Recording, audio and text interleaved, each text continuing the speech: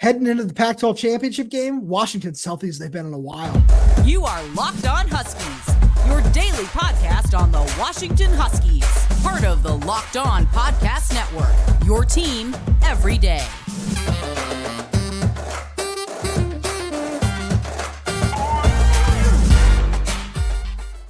Welcome back into another edition of the Locked On Huskies podcast. I'm Rome Tomashoff. That's Lars, Hanson. We write for Inside the Huskies with Fan Nation and Sports Illustrated. You can check out all our written work over there, si.com/college/Washington. Thank you for making this your first watch or first listen of the day. Today's episode is brought to you by FanDuel. Make every moment more. Right now, new customers get $150 in bonus bets with any winning $5 moneyline bet. That's $150 if your team wins. Visit FanDuel.com/lockedon to get started.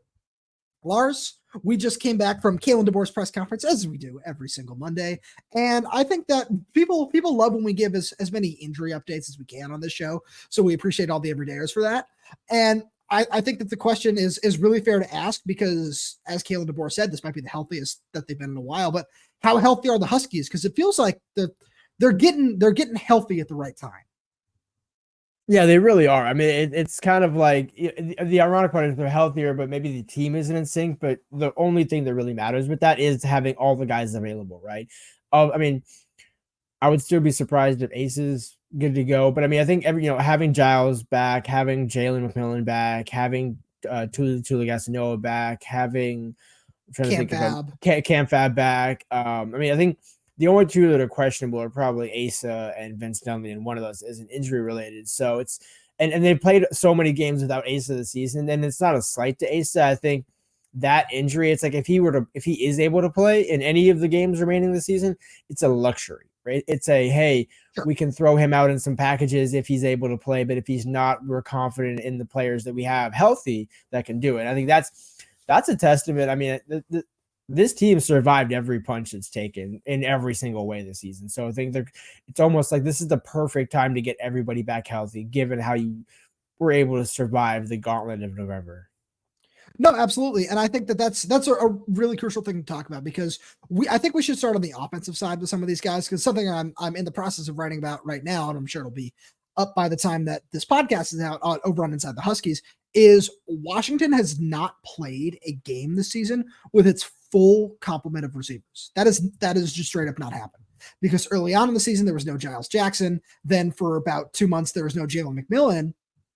And we still hadn't seen, because we didn't really see that for the most part, like the Utah game. Oregon State was a whole different story, right? And then of course, during the Wazoo game, Giles doesn't play to preserve his year of eligibility. So we haven't seen we've seen what Washington's passing attack can do, right? But we haven't seen them do it with this full complement of weapons. And I think that that's something that could really be crucial, to be plain and simple with it during the Pac-12 Championship Game is Washington's health at receiver, and really because it can put so much stress on any secondary in the country, not just Oregon's. Right. Well, it's also a matter of efficiency too, because like against Oregon State, or I guess Giles did play against Oregon State when he had the one target, one catch. Those are the small plays where if Ja'Lynn Polk doesn't make those plays, you can put Giles Jackson in, right? Or you can put all four of them on the field at the same time. It allows you to do a multitude of things to your point, but it also allows flexibility to say, hey, we can put Giles in if JP or McMillan or whoever else maybe isn't clicking as they should be. Whereas against Washington State, you kind of had to, they put Denzel Boston out there a couple of times. Not that he's not good, but I'm saying, the guys that are kind of in that second string, second line, if you will, as Jamarcus Shepard has said, to use a hockey analogy, you got Rome, JP, and Jalen McMillan as your one line, Jeremy Bernard, Denzel Boston, Giles Jackson as your two line. They haven't been able to go six deep this season. And I think against Oregon, it's a matter of one or two plays here and there that's going to probably decide this game. So it's a matter of, can you make those crucial plays and having the full complement of weapons, and also at least a healthier Dylan Johnson, because since he was able to play against Washington State after suffering a lower body injury against Oregon State late, that was promising. Again, you don't have Cam Davis, but we've touched on that. That is what it is. And I think you can get away with having thin running back depth if you have your full complement of receivers. You can't get away with it as easily if you don't have at least 5 receivers deep. No, I agree. And then that's something where we look at up front, this is as healthy as they've been because Julius Buelow is also somebody at right guard who did not play in the first game against Oregon. And he might be somebody who's going to have to match up with Brandon Dorlus a lot on the interior. And Brandon Dorlus did a really good job of getting pressure in the first game. And I think Julius, who has said himself being a 6'9" offensive guard, that he is better in the pass game than he has as a run blocker. And so using his length to his ability that just to play to his strengths there might be really helpful for keeping some pressure off of Michael Penix in this game. So that's another one that you have to kind of factor in there. And then on the defensive side, Thule has been a little bit banged up over just the course of the season. And he only played 5 snaps against Washington State. And both co-defensive coordinator William Inge and Kalen DeBoer said that was a little bit more of the product of the game plan. Wazoo obviously being a super pass-heavy offense, there's no need to have Thule out there who's been just phenomenal against the run this season. While you have some other guys like Voit Tanufi and Jacob Lane and Javon Parker and Fatui Tuitele, who had a really, really good game too. Having some of those guys out there to defend the mobile pass first guy in Cam Ward. Right, and facing Bo Nix in Oregon, you still have that mobile ability with Bo, but Oregon's certainly much more of a threat in the run game, and honestly, even when Bo has scrambled at times, it's been for the most part up the middle. Usually, the pressure comes from the edges, and the pocket kind of opens up to where Bo goes right at the middle. Having both Thule and also a fantastic Carson Bruner up the middle next to Eddie, it's a lot different than what Washington had coming into that game against Oregon, where Carson, I know, played against Oregon, but he didn't certainly start. But I think at this point, if Carson doesn't start this Friday, I'd be surprised. No, absolutely. And that it does seem kind of like where it's on track for. And then just having more of that speed where Cameron Fabikilanen was suited up. I don't have the snap counts just on hand with me, but he played a little bit against Washington State. We should see his role increase too, which adds a little bit of extra depth in the secondary where you talked about Asa Turner and Vince Nunley being both questionable at best for this game. We'll kind of see how that plays out. But having that extra depth in the secondary too is going to be really important in this game because sometimes it's not always the best team. It's something that some NFL people I listen to talk about a lot, where it's not always the best team who wins, right? It's the healthiest team that also is the best team, where there aren't as many injuries in key spots. And Oregon has done a really good job of getting through the season healthy, and Washington is as healthy as it can possibly be right now. So like I know both of you and I are expecting a really, really good battle. We're going to get way more in depth on that later in the week. We're going to get our buddy Spencer McLaughlin of Locked On Pac-12 and Locked On Ducks on here to talk about that too. But we've got a whole lot of other fun stuff to talk about on this show too, because we heard some interesting stuff at the press conference today that apparently Washington State knew what was coming for the most part in the game. So we're going to get more into that on Locked On Huskies. But first, we got to send a message to our good friends over at FanDuel. As the weather gets colder, the NFL offers are staying hot on FanDuel right now. New customers get $150 in bonus bets with any winning $5 moneyline bet. That's $150 if your team wins. If you've been thinking about joining FanDuel, there's no better time to get in on the action. The app is so easy to use. There's a wide range of betting options, including spreads, player props, over-unders, and more. So visit FanDuel.com/lockedon and kick off the NFL season. FanDuel is an official partner of the NFL. And just a reminder to everybody that Washington is still 9.5-point underdogs on FanDuel. So, if you want to throw some money on there, that might not be the worst thing to do. But we're also going to take a minute here and send a message to our good friends over at LinkedIn, because when you're hiring for your small business, you want to have as many top tier candidates as possible to interview. That's why you have to check out LinkedIn Jobs. LinkedIn Jobs has the tools to help find the right professionals for your team faster and for free. LinkedIn isn't just another job board. LinkedIn has a vast network of more than 1 billion professionals, which makes it the best place to hire. Hiring is easy when you have that many quality candidates. So easy, in fact, that 86% of small businesses get a qualified candidate within 24 hours.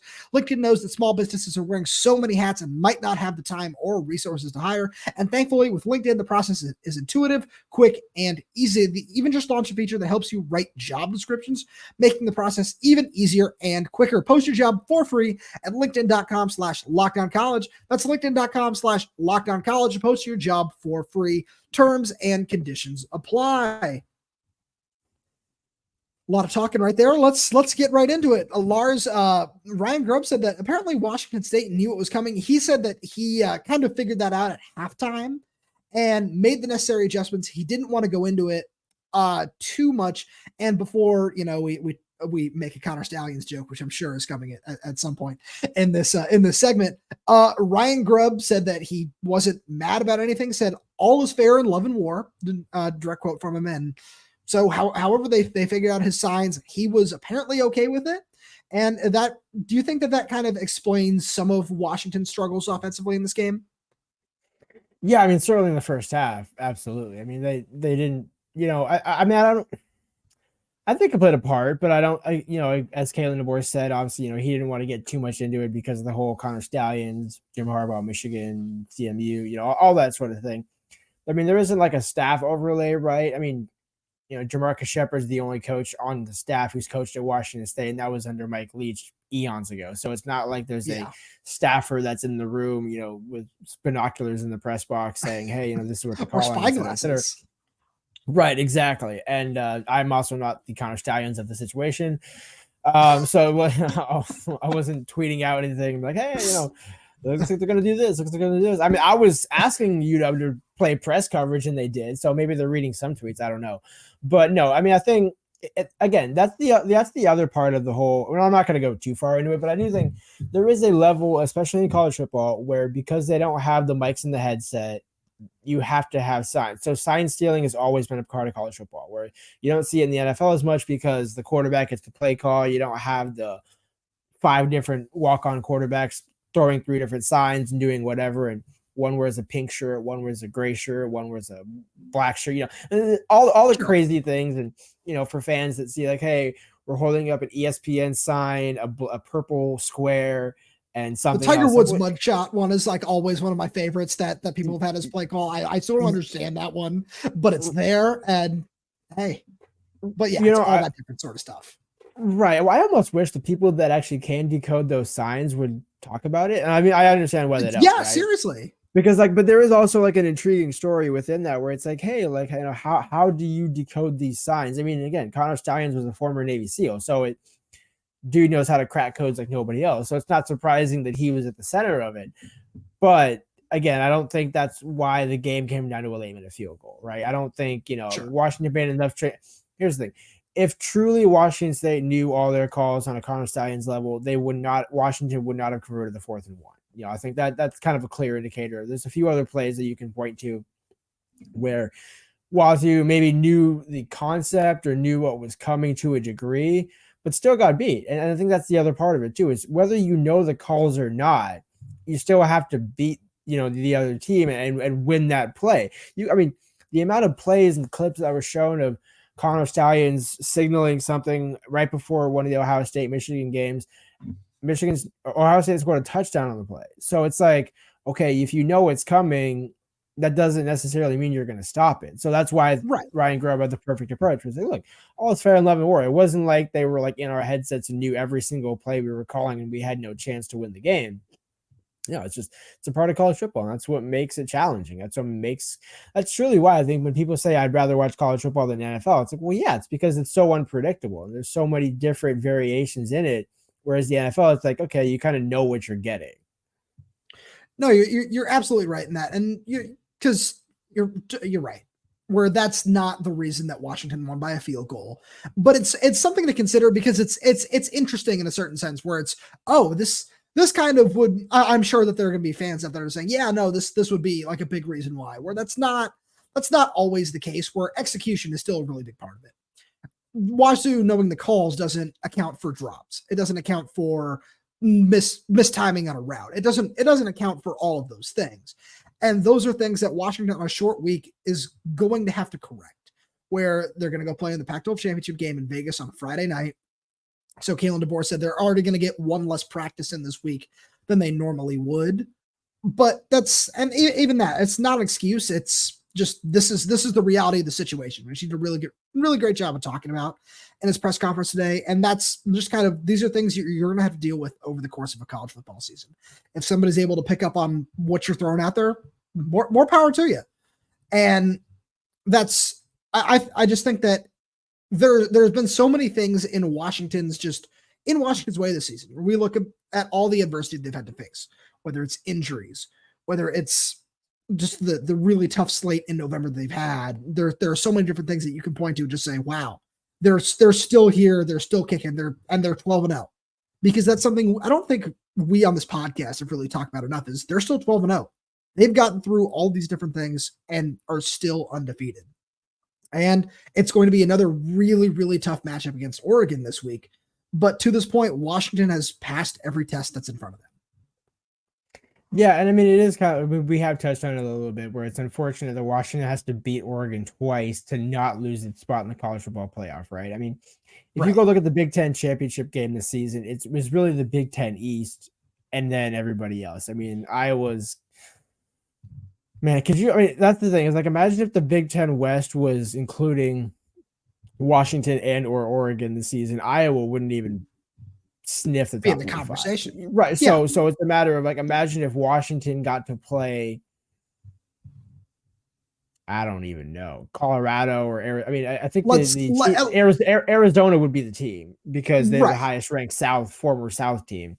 But even that, so Washington would be favored with that compared to Oregon. But I think this is what you want as a college football fan, where it's the two best teams in the conference squaring off, not necessarily the team that may or may not have had an easier path, which is the Hawkeyes. No, absolutely. And that's, it's nice to just kind of see the two best teams in the conference getting to square off with everything at stake, because we talked about it earlier in the season that this was the first top 10 matchup in history between these two teams. And now, in all likelihood, it's going to be a top 5 matchup. We'll see what the College Football Playoff Committee has to say. But in terms of the AP poll, this is the first top 5 matchup between these two teams in school history. And just kind of looking at that and the magnitude of it, and we have Duck fans in our comments every single day saying, oh, Washington's going to lose. We get it.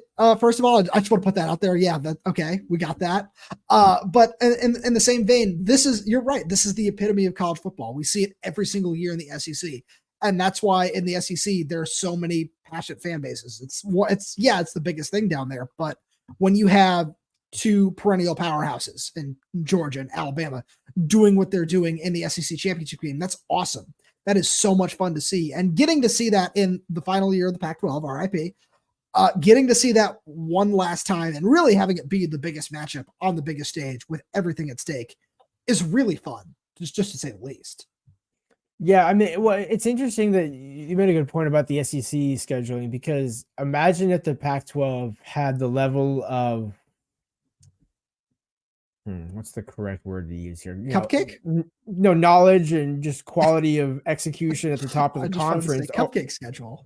Because if the SEC, Greg Sankey, they know how to build a schedule where it's, hey, we're not going to have Georgia and Alabama face. We'll have LSU and Alabama, Georgia, one of the two, right? Somebody will face them, but you're never going to have Georgia, Alabama in the regular season, right? Because why would you do that knowing that they would potentially face off in the championship game and a conference championship game? In fairness, there are more teams, so it's a little bit easier to kind of maneuver around that at certain points.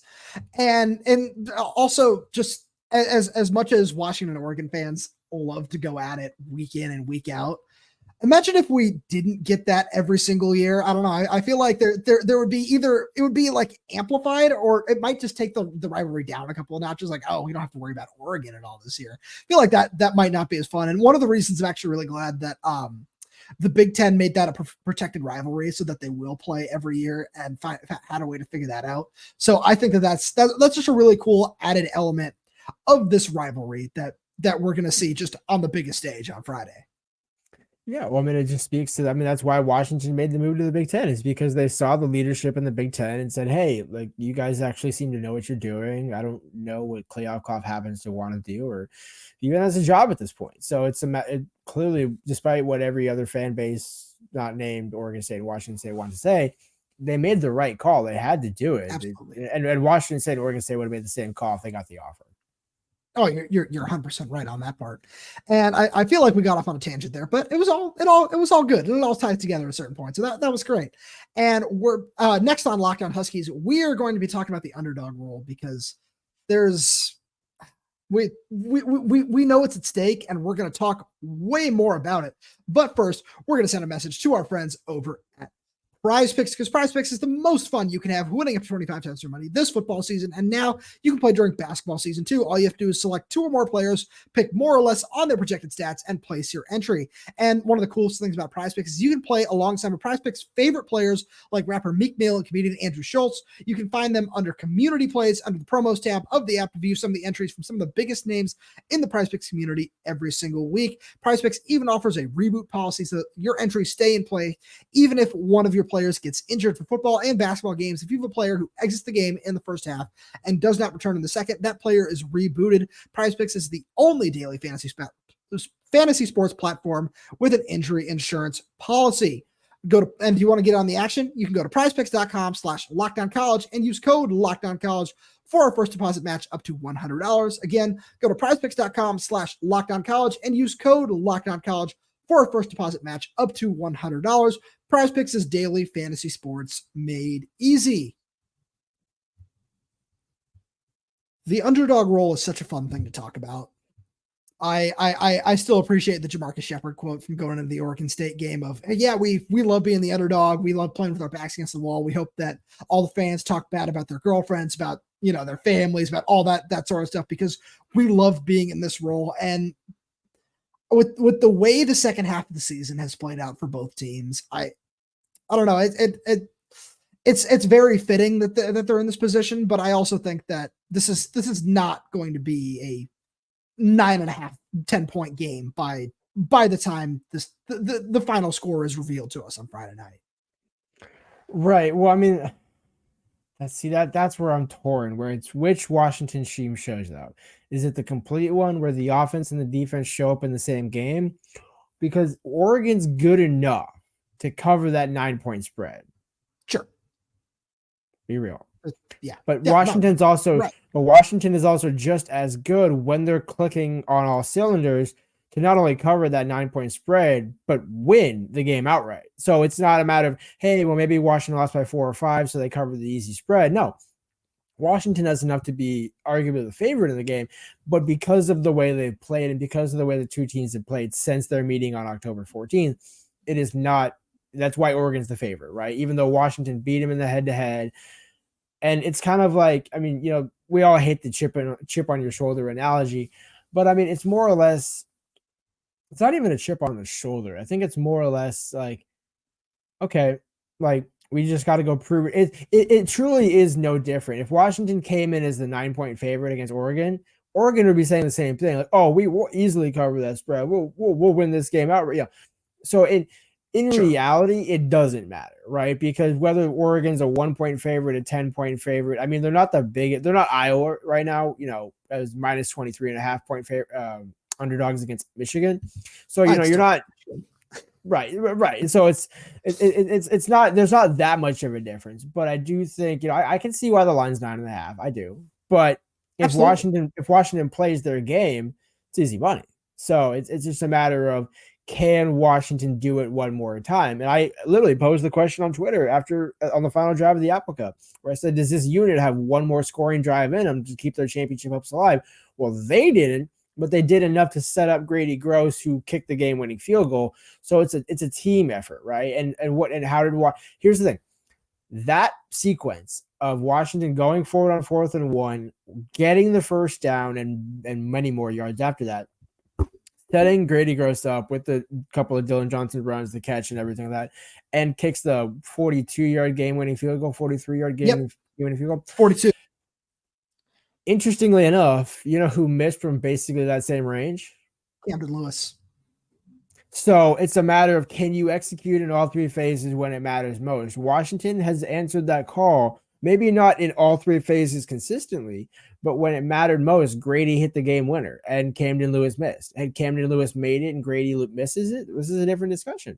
But that's why it comes down to, I'm not betting on this game. We'll get later into what I would bet on this game, but later in the week, But who am I taking right now? Who am I taking right now? Dan Lanning or Kalen DeBoer? I asked Dan Lanning in July, what do you got to do differently to, come out with a better result or, a positive result in your favor against Washington this season? He's like, we got to finish, right? We got to finish. And I'm like, okay, cool.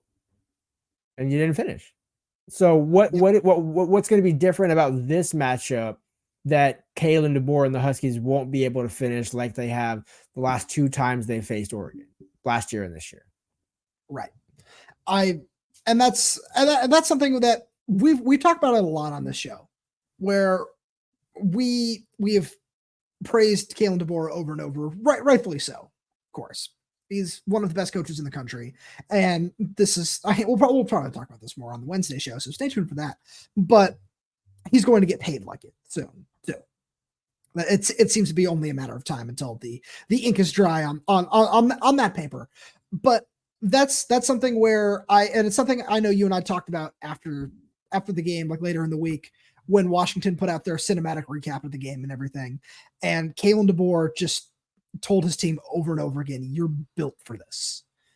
Because that's what this team is. And you can say everything that you want. And there's a good argument to be made about, as you and I just discussed, why Oregon is favored by as many as they are in this game.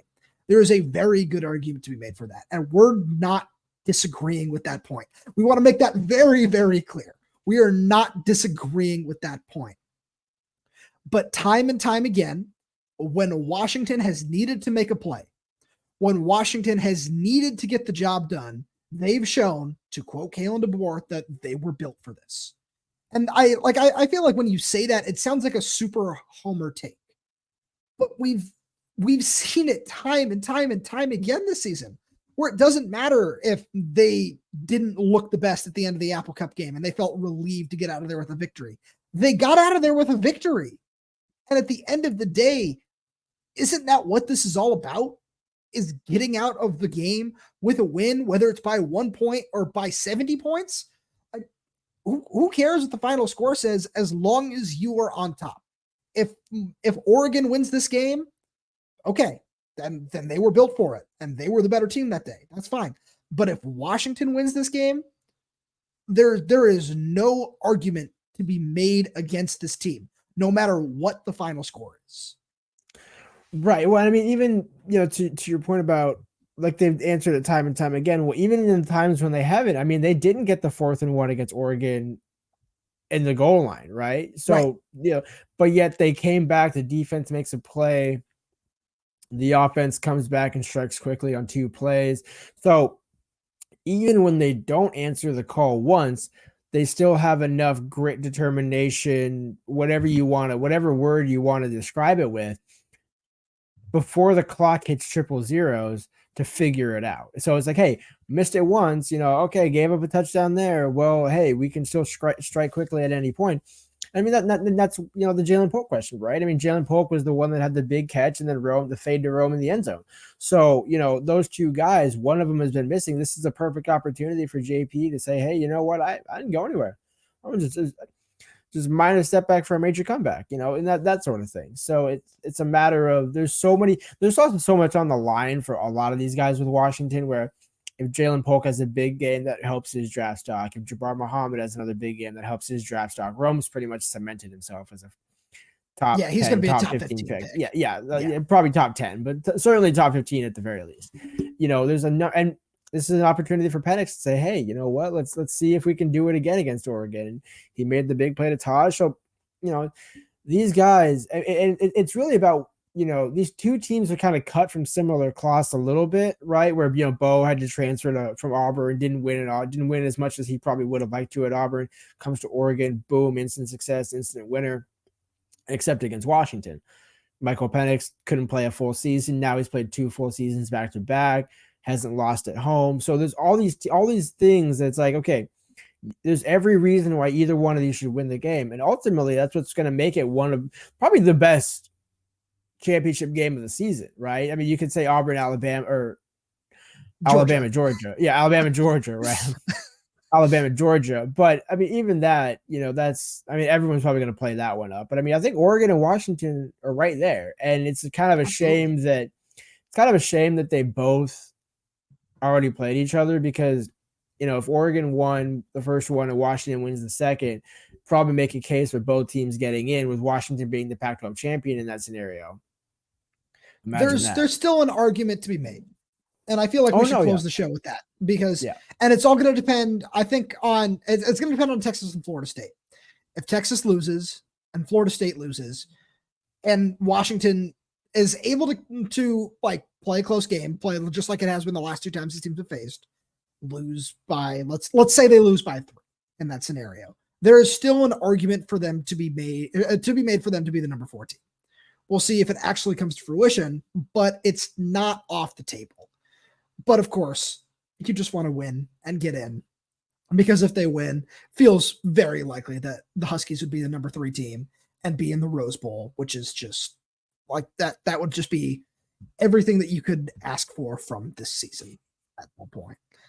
Lars, as always, thank you so much for being here. Thank you to all the everydayers tuning in. We really do appreciate your support. It means so much to us. And if you're new to the channel, please feel free to subscribe, and so you never miss an episode. There's so many easy ways to do that, whether it be on YouTube, Spotify, Apple Music, Amazon Music.